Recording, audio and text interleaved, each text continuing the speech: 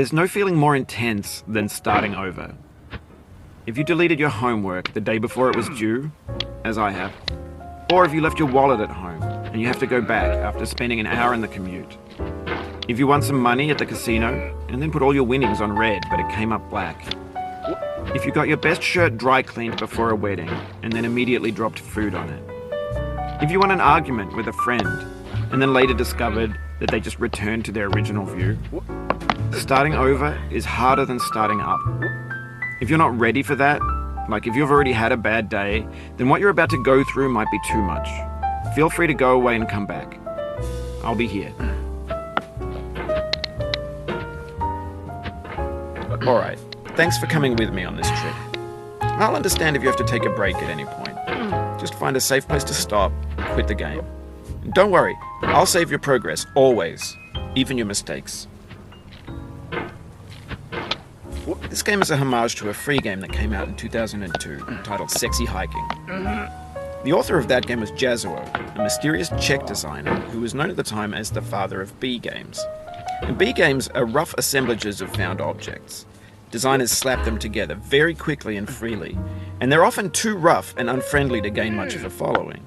They're built more for the joy of building them than as polished products. In a certain way, Sexy Hiking is the perfect embodiment of a B game. It's built almost entirely out of found and recycled parts, and it's one of the most unusual and unfriendly games of its time. In it, your task is simply to drag yourself up a mountain with a hammer. And that act of climbing, in the digital world or in real life, has certain essential properties that give the game its flavor. No amount of forward progress is guaranteed. Some cliffs are too sheer or too slippery.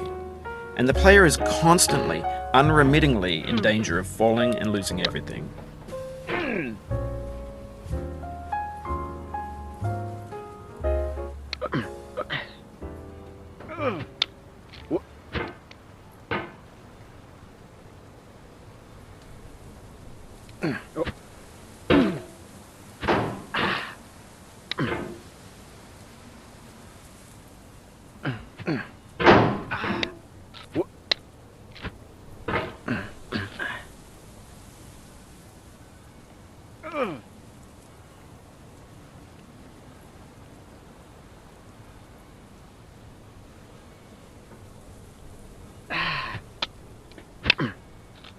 Anyway, when you start Sexy Hiking, you're standing next to this dead tree that blocks the way to the entire rest of the game.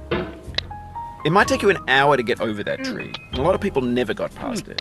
You prod and you poke at it, exploring the limits of your reach and your strength, trying to find a way up and over. And there's a sense of truth in that lack of compromise.